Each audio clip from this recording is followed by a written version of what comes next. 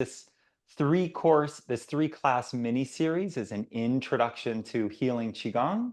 Healing Qigong is a methodology that Daniela and I have developed out of the influence of all of the teachers, all the teachings, all the trainings that we've been together in. We call it Qigong because Qigong is a word that means the skillful use of energy for healing, for growth, for evolution, for self-mastery. It includes meditations, it includes movement, it includes breath work.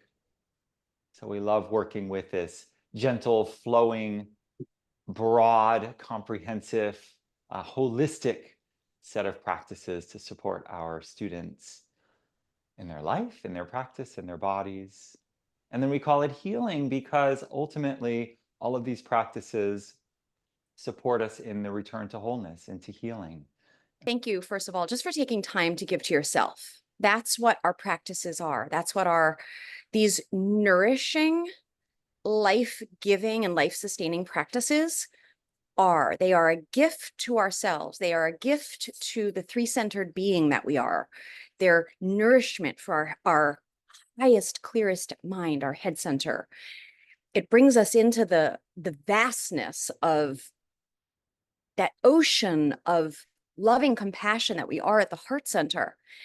And our practices support our ability to live the alignment of our wisdom and our love in action. That's our core center, our body center of power. Each of us is a three-centered being: wisdom, love, power. And oftentimes we can feel congruent. It's like, okay, head and heart, we got this. We're talking, we're in agreement. And it's like, merp. Then that last piece of living whatever it is in our lives and living the simple directions we hear in our lives from that place of courage and presence and clarity.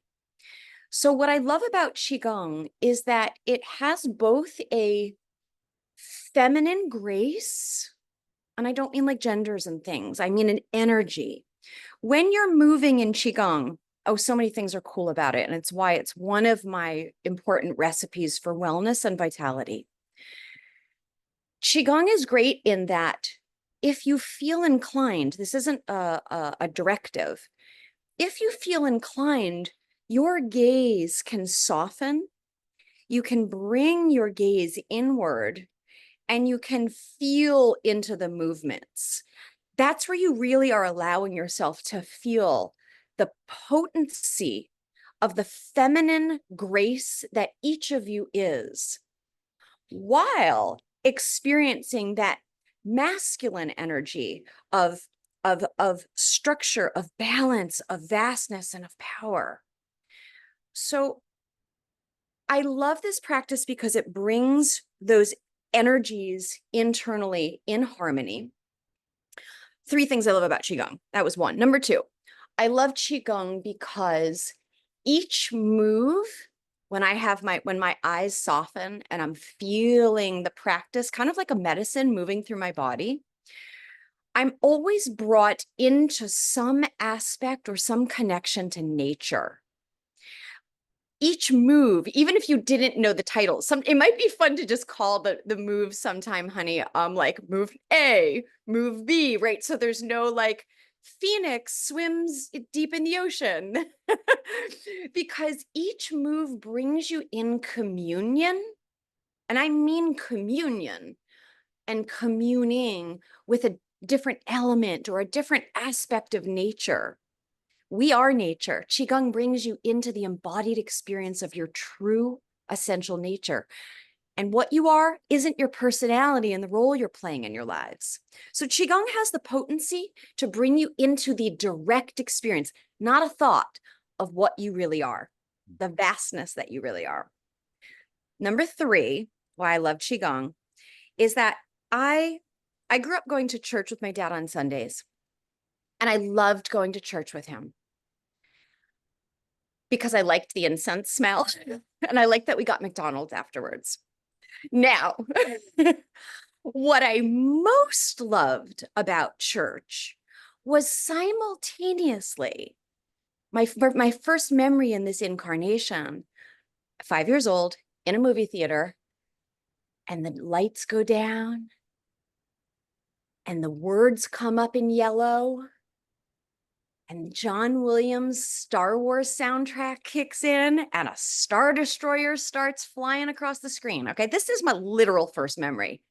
So I'm learning about the Force at 5, and I'm going to church.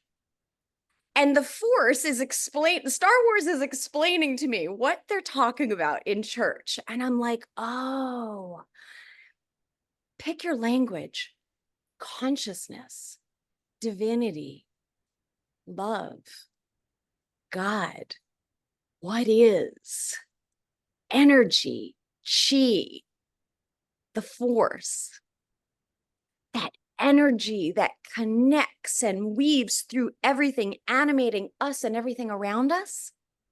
That's what you get to feel. You get to feel the Force when you're doing Qigong.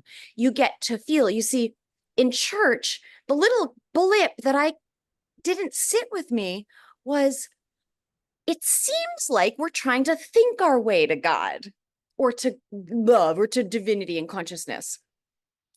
But the Force and Qigong is where you have your own direct experiences with whatever that is for you. It's kind of a wordless thing. Like, thank goodness for Rumi and Hafiz and these great poets that can, like, and Khalil Gibran, like, they can use some words to kind of bring us close to what that divinity is and source energy. And it's wordless. It's a felt direct experience. So Qigong has the potential to afford you, for some of you, maybe the first time, like, oh my gosh, this is what that is. And it's not a thought. Source, God, is not a thought. We can't think our way through beliefs to it with a capital I, and we can feel it. The last thing I'll say is His Holiness was asked a beautiful question. What is the purpose of life? And he said, without missing a beat, it's a bit of a deviation from the Tibetan Buddhist traditional language. He said, it's to feel the embodiment of the transcendent. And that is why I love Qigong. So lastly, friends, have fun. Like, have fun. Like, don't approach any of our practices with, like, serious. We can approach with reverence. We can approach with gratefulness and humility, and definitely toss seriousness out the door. Allow sounds, allowed for spontaneous laughter, allow for spontaneous leaking from the eyes, because sometimes something's releasing. We are wired with this incredible healing mechanism of, like, laughter and tears and yawning and all kinds of things. Let those happen, right? It doesn't have to be like a silent, serious practice. Like, ooh, if your body feels good, make some sounds of, like, oh, this feels so good, right? Enjoy yourselves.